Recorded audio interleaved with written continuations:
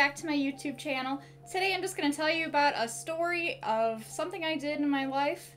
So when I was in grad school for the first time, I got to make a museum exhibit. I worked with the Adams Museum in Deadwood, South Dakota. It was part of a project for a class. We put together a new exhibit in the museum. It was an existing thing that they had, but they wanted to move it to a bigger space. So what they had was a plesiosaur, which plesiosaurs are marine reptiles. They are extinct. They're the ones with typically the long necks and the flippers, but there's lots of different variations of that.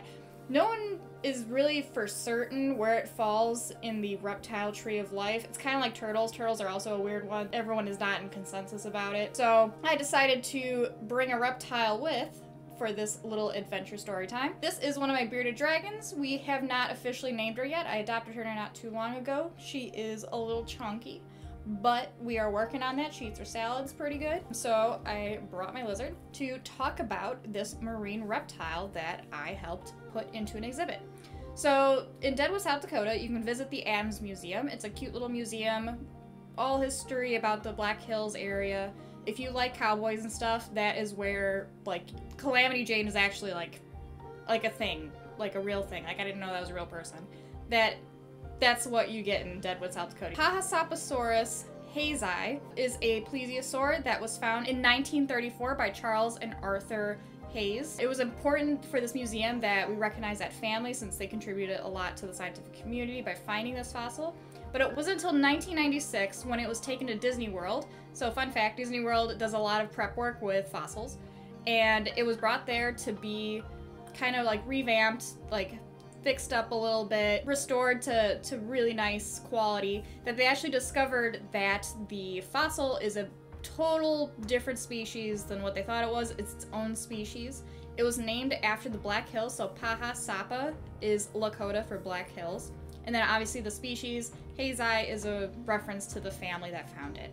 So it was really important to kind of connect the family as well as the science to this new exhibit. They actually had built the case for it. We just had to put it into the right position. In its old case, it was just kind of like a smattering of fossils and it wasn't really in any sort of death position, so we had to research how to put the animal into its death position. And we also had to decorate the exhibit. So they wanted to keep it as like a fossil site, so they had gloves and, you know, picks and stuff like that, and we had to move rocks from it. And then we also were in charge of kind of helping create the signage. So ultimately it was their decision what to do with the signs, but we gave them a bunch of concepts and then they worked with that.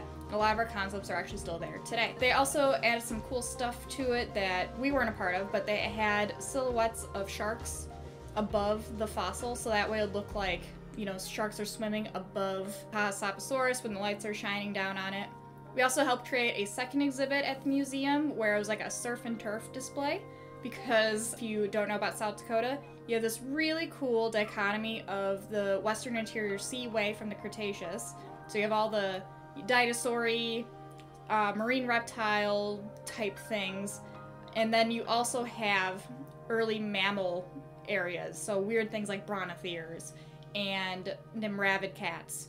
So you have these cool two time periods to work with in the Black Hills to make displays. So we made a surf and turf display, but our main focus was on the really big Pahasapasaurus display. So because I am a tiny person, I got to climb into both the old exhibit and the new exhibit to move over the fossils. So I was working with fellow grad students in my program, Shannon and Megan, shout out to y'all. And then it was assigned by our professor, Sally. We also worked with the different historians that was within the museum community there. We also talked to other scientists that were in our community. It was really cool that it was such a big deal for this community that they actually made articles about the exhibit and we were featured in them. So we sound kind of stupid in them, not gonna lie, but they did take our quotes and they did take pictures of us, so we are like local famous in the area. And then if you go to the Deadwood area and go see the Adams Museum today, you can go see our exhibit. So like I am part of that museum's history and that's like really neat to me.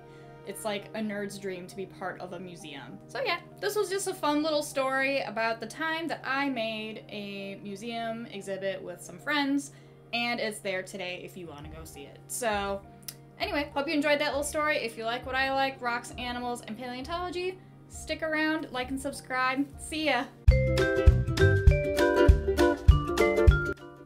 Focus camera. Woo, she's sliding down. Why are you sliding?